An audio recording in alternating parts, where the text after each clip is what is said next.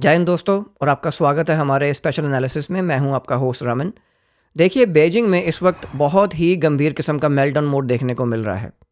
पिछले कुछ हफ्तों में, यानी जनवरी 2026 के आखिरी दिनों से लेकर अब तक, चाइना की सरकारी मीडिया और उनके थिंक टैंक्स में एक अजीब सी बेचैनी है। और उसका रीज़न कोई मिसाइल टेस्ट नहीं है और ना ही कोई न्यूक्लियर थ्रेट। रीज़न है सीमेंट, कॉन्क्रीट और भारत का बेमिसाल स्ट्रेटेजिक स्पीड।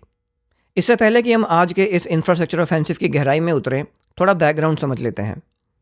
देखिए, सालों से बीजिंग की एक बहुत बड़ी फॉल्ट लाइन रही है जिसे वो अपनी ताकत मानते थे, और वो है सलामी स्लाइसिंग।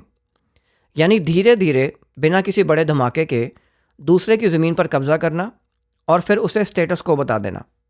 लेकिन आज शायद चीन को यह समझ आ गया है कि भारत ने उनकी इस नीति को पूरी तरह से डिहाइफनेट कर दिया है। आज हम बात करेंगे उस 1840 किलोमीटर लंबे हथौड़े की, जो अरुणाचल प्रदेश के पहाड़ों में खामोशी से लेकिन तेज़ी से तैयार हो रहा है।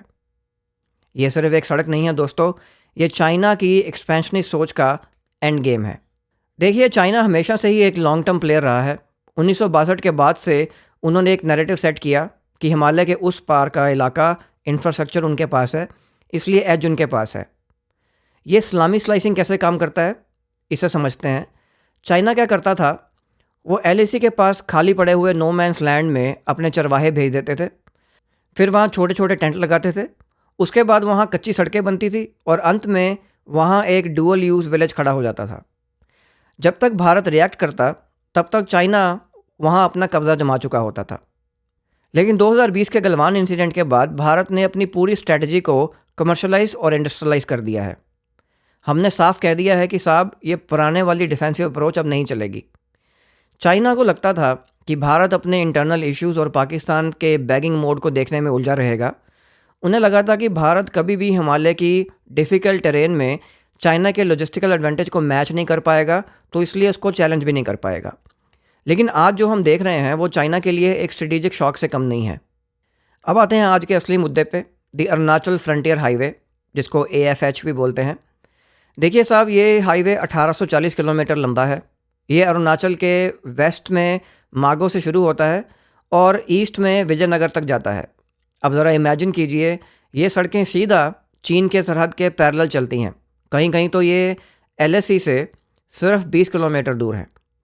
अब इसको गेम चेंजर क्यों बोला जा रहा है? तो अभी तक क्या होता था कि अगर हमें तवांग से अपर सियांग जाना हो तो हमें नीचे मैदानी इलाकों में उतरना पड़ता था और फिर वापस वहाँ से पहाड़ों पे चढ़ना पड़ता था, जिसमें दिनों लग जाते थे। लेकिन ये फ्रंटियर हाईवे हमें लैटिट्यूडनल कनेक्टिविटी दे रहा है। इसका मतलब ये है कि अब भारतीय सेना LAC के एक सेक्टर से दूसरे सेक्टर में कुछ ही घंटों में शिफ्ट हो सकती है। इसे कहते हैं लॉजिस्टिकल पैरिटी। चाइना के पास ये एज हमेशा से थी, लेकिन अब हमने उनका ये प्रेशर टैक्टिक ख़त्म कर दिया है। 40,000 करोड़ रुपए का ये प्रोजेक्ट सिर्फ एक सड़क नहीं है दोस्तों, ये एक स्ट्रेटेजिक स्टेटमेंट है। इसके साथ ही सैला टनल और नेचुपू टनल जैसे प्रोजेक्ट्स ने ये पक्का कर दिया है कि अब मौसम चाहे जैसा भी हो, भारत की कनेक्टिविटी 24/7 रहेगी। ये देखकर बीजिंग में मेल्टडाउन होना तो लाजमी था साहब। चाइना ने एक और चाल चली थी, शाओकेंग गांव।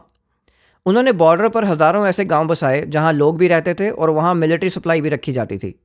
वो इसे अपना सिक्योरिटी बफर कहते थे। अब भारत का उसका जवाब आया, वाइब्रेंट विलेज प्रोग्राम।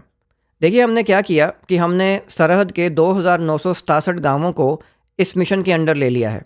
हम उन्हें कमर्शलाइज कर रहे हैं। वहाँ बिजली, इंटरनेट और सड़कें पहुँच रही हैं। इसका स्ट्रेटेजिक फ़ायदा क्या है?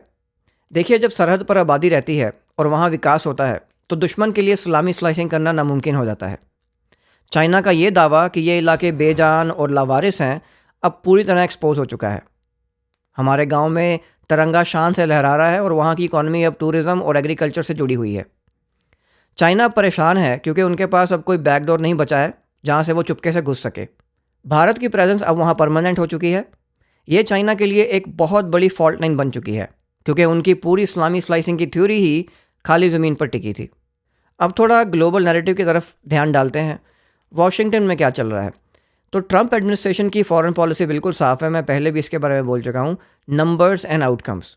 ट्रंप साहब को वो देश पसंद है जो अपनी सुरक्षा के लिए खुद इन्वेस्ट करते हैं। जब वो देखते हैं कि भारत अपने इंफ्रास्ट्रक्चर पर हज़ारों करोड़ रुपए खर्च कर रहा है और चाइना को इंडो पैसिफिक में रोक रहा है, तो उनका रिस्पांस काफ़ी पॉजिटिव होता है। ट्रंप और मोदी के बीच में जो बैकडोर बातचीत हुई है उसमें यह साफ कर दिया गया है कि भारत अब इस रीजन का स्ट्रेटेजिक एंकर है। अब चाइना को डर ये है कि अगर भारत ने हिमालय में अपनी पोजीशन मजबूत कर ली तो अमेरिका के लिए चाइना को टू फ्रंट वॉर में उलझाना बहुत आसान हो जाएगा। एक तरफ समुद्र में अमेरिका और उसके साथी, और दूसरी तरफ हिमालय की ऊंचाइयों पर भारत का ये मजबूत फौलादी ढांचा। ये असली मेल्टडाउन है बीजिंग के लिए। वो अब भारत को पाकिस्तान के चश्मे से नहीं देख सकते। उन्हें समझ आ गया है कि भारत अब एक कॉन्टिनेंटल पावर की तरह उभर रहा है। तो बॉटम लाइन क्या है दोस्तों? देखिए, बॉटम लाइन ये है कि हिमालय में अब स्टेटस को भारत के पक्ष में झुक रहा है। चाइना की स्ट्रेटेजिक डेप्थ अब भारत की स्ट्रेटेजिक स्पीड के सामने फीकी पड़ रही है। आने वाले कुछ हफ्तों में हमें इन 3 संकेतों पर गौर रखना होगा। पहला है MQ-9B प्रेडेटर ड्रोन। भारत ने जो अमेरिका से प्रेडेटर ड्रोन्स लिए हैं उनकी तैनाती अब LAC के उन पॉइंट्स पर हो रही है जहां पहले पहुंचना मुश्किल था। अब नज़र रखनी होगी हमें कि चाइना इस हाई एल्टीट्यूड सर्वेलेंस का मुकाबला कैसे करता है। दूसरा है द डेप्सांग डेमचौक वेरिफिकेशन। डेमचौक और डेप्सांग जैसे पुराने फ्रिक्शन पॉइंट्स पर जो वेरिफिकेशन प्रोसेस चल रहा है उसकी क्या रिपोर्ट आती है? क्या चाइना वाकई पीछे हट रहा है या उनकी कोई नई प्रेशर टैक्टिक है?